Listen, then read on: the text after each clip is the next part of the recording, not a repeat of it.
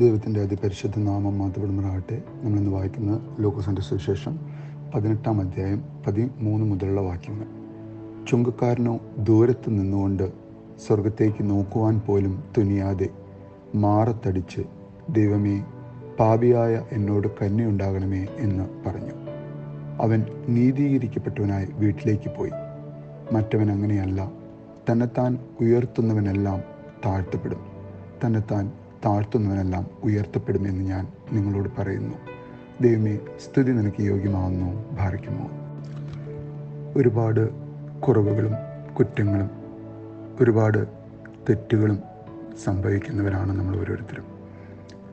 നമ്മുടെ കുറവുകളും നമ്മൾ അറിഞ്ഞും അറിയാതെയും ചെയ്തു പോകുന്ന പാപങ്ങളും നമ്മുടെ കുറവുകളും പൂർണ്ണമായും ഉൾക്കൊള്ളുവാനും മനസ്സിലാക്കുവാനും സാധിക്കുന്ന നല്ല വ്യക്തിത്വങ്ങളായി ഈ ചുങ്കക്കാരൻ തൻ്റെ മാറത്തടിച്ച് കരഞ്ഞ് ദൈവത്തോട് പ്രാർത്ഥിച്ച പോലെ, ദൈവമേ, എൻ്റെ കുറവുകൾ നീ കാണണമേ, എൻ്റെ തെറ്റുകൾ നീ കണ്ട് ആ തെറ്റുകൾ ക്ഷമിച്ചു തരുവാൻ നിനക്ക് മനസ്സുണ്ടാകണമേ.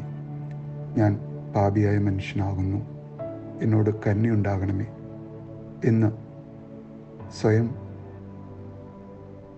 മറന്ന് ഉള്ളിൻ്റെ ഉള്ളിൽ നിന്നും ഒരു നിലവിളി ദൈവസന്നിധിയിലേക്ക് നമ്മുടെ ഭാഗത്തു നിന്നും ഉണ്ടാകുമ്പോൾ, ദൈവം ആ ചുങ്കക്കാരനോട് പറഞ്ഞ പോലെ തന്നെത്താൻ താഴ്ത്തുന്നവനെല്ലാം ഉയർത്തപ്പെടും എന്ന് നമ്മളോടും പറയുവാൻ ദൈവത്തിന് മനസ്സുണ്ടാകും.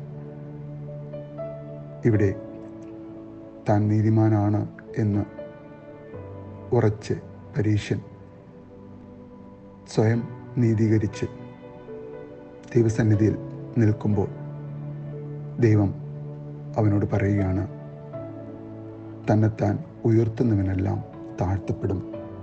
എന്നാൽ ചുങ്കക്കാരനെ പോലെ നമ്മുടെ ഹൃദയം പൂർണ്ണമായും തുറന്ന് നമ്മുടെ തെറ്റുകളും കുറവുകളും പൂർണ്ണമായും ഉൾക്കൊണ്ട് മനസ്സിലാക്കി ദൈവത്തിനോട് ചേർന്ന് നടക്കുവാൻ, ദൈവത്തിലേക്ക് കൂടുതലായി പ്രാർത്ഥനയിലൂടെയും ഉപവാസത്തിലൂടെയും നോയമ്പിലൂടെയും വിശുദ്ധ ആരാധനയിലൂടെയും ദൈവസന്നിധിയിലേക്ക് കൂടുതൽ നടന്നെടുക്കുവാനും ഓരോ സന്ദർഭങ്ങളിലും ചുങ്കക്കാരനെ പോലെ മാറത്തടിച്ച് പ്രാർത്ഥിക്കുവാനും നമുക്ക് ഓരോരുത്തർക്കും കഴിയട്ടെ എന്ന് പ്രാർത്ഥിക്കുന്നു.